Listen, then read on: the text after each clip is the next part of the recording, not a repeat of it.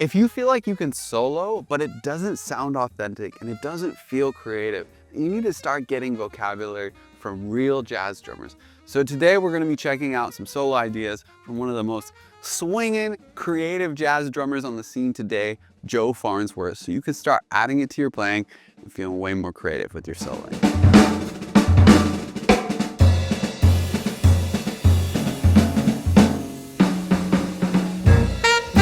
Now, the three solo ideas that we're going to be checking out today are unique ways to stick triplets that are authentic, that sound very smooth and very legato. They all come from some of Joe Farnsworth's solos on the set that he did with Jesse Davis at Smalls. I love these. They're so creative. They're so smooth. Without further ado, let's check out the first example.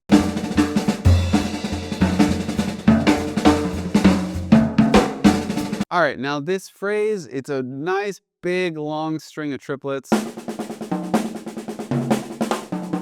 Right? What's really cool is how he switches between these different stickings. The last bit of it is pretty straightforward. It's basically like a Max Roach kind of alternating thing, right? Which makes sense. I know Joe Farnsworth is a big fan of Max Roach. What is really interesting to me is the way that he uses doubles and singles at the beginning, right? So he has this, which is alternating, and then it has this little thing I call a pugada, which is right, left, left. Okay, so it starts with this, right? Which that double gets him back to a right hand lead, which is an accent on the right hand. And then we have this sticking, which is like alternating and then doubles. Right? That is really nice. It really reminds me of like these Philly Joe Jones triplet stickings that I've been talking about in a couple of my other videos, right? But if we took those phrases and we just repeated them like that double stroke one, right? It makes a nice flowing triplet line with the doubles, right? So 1, 2, 3, 4. That first phrase, it starts on the and of one there. It's also a 3-beat phrase, right? If I add a couple extra notes to the beginning like this, then I can repeat that over and over and get a similar effect, right? Right? These ideas are really smooth. They flow together in a triplet vibe really nicely. Let's go ahead and check out the second example. Okay, so this second phrase, very similar. We're switching between singles and doubles in this triplet vibe, right? So, right?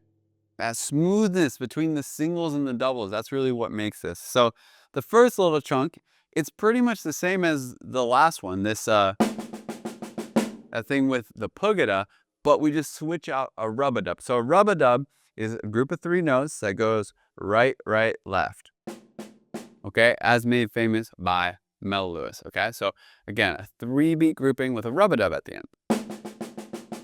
Okay, and then that second half, he has this very common kind of jazz phrase that goes like this. Right? You're gonna hear that all the time. It makes a really good big band setup, something like, right? So those two ideas are really, really common. You can see with that one, it has a double stroke in there so that you keep the accents on the right hand.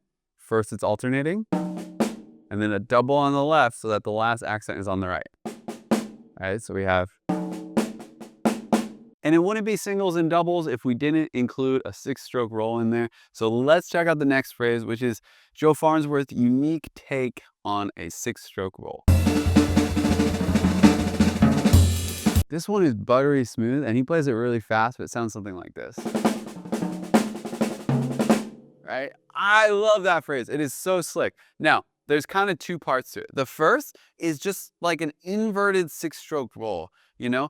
We talked about the pugada and the rub-a-dub, right? And if you put those 2 together, it actually makes a 6-stroke roll, right? But here, Joe Farnsworth, he does that backwards. He starts with a rub-a-dub and then a pugada, right? So it's kind of like an inverted 6-stroke roll if you want to think of it like that. And that gets you this nice accent pattern. And then he just moves his right hand up to the high tom for a different texture, right? So right, that's the first part. And then the second part is just alternating. And this is, again, some more like Max Roach accent sort of thing. Right? So when you put them together, might be a little tricky at first to switch from the doubles to the singles and have it sound really, really smooth. But if you do, it'll sound something like this.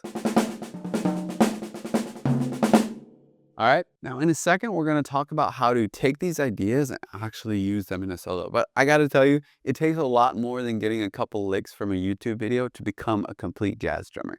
You're gonna need phrasing so that you don't get lost in the form and you know how to put your ideas together smoothly. You're going to need to learn how to transcribe so that you can get these ideas yourself and you always have a limitless well to draw from. And then you got to learn tunes so that you can actually sit in at jam sessions and play with other musicians. So that's what I work on with all my students. If you want to get some more information about how to become a student, what we will work on together, click the link in the description to get a little bit more info, or shoot me a message on Instagram and we can have a short chat to see if coaching is the right fit for you. Now, if you watch this video and you do nothing, then these ideas just won't come out when you're playing. Sorry to say it. If you practice them a little bit, they probably will, but if you practice putting them in context, they definitely will. So we're gonna do a short exercise that I do with my students at the jazz school on how to get your vocabulary to come out in context, okay? So we're gonna take the ideas and we're gonna put them in a context. We're gonna use trading fours this time. And the exercise, the limit is that you have to start with a specific idea from this video, okay? So I'm gonna take this first idea, idea number A, and I'm gonna start my trading four with that. I can go anywhere I want after that, but I have to start with that idea, okay? So let's imagine I'm trading fours.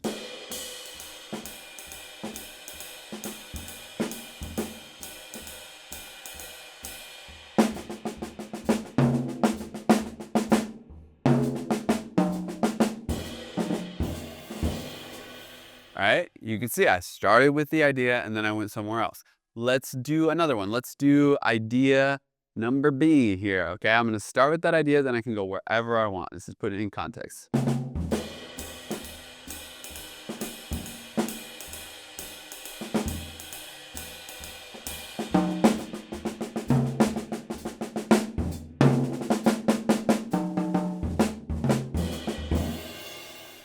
This is really important because you know, jazz is a language, right?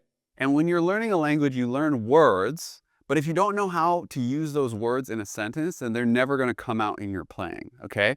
So you have to know how the new word that you learned fits with the other words that you already know so that you'll actually remember it when it's time to solo, when you're on stage and it's crunch time, okay?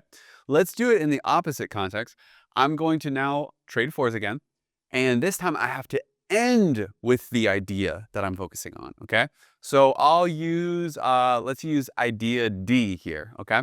And I can play whatever I want, but I have to end the trading four with idea D, okay? Let's give it a go. 1, 2, 3.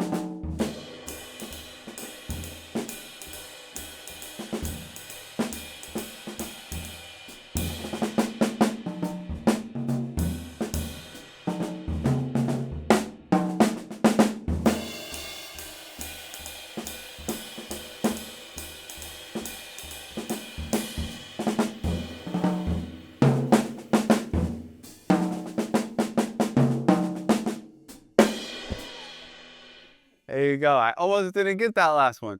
That's a little trickier because you have to recall the idea. You have to be in the middle of the solo and like be thinking about what you're playing and then grab the idea, which really imitates what it feels like to use vocabulary in a real jam session or a setting like this, okay? So if you want to dial in these ideas, I'm gonna drop a link in the description where you can download the sheet music for this and then go through that exercise. Start your trading four with each of the individual ideas and you're trading four with each of the individual ideas. And let me know in the comment how it goes. If you have any questions. If you found this video interesting, you'll probably like my video right here. That's about another famous jazz drummer's vocabulary. I'll see you on the next one.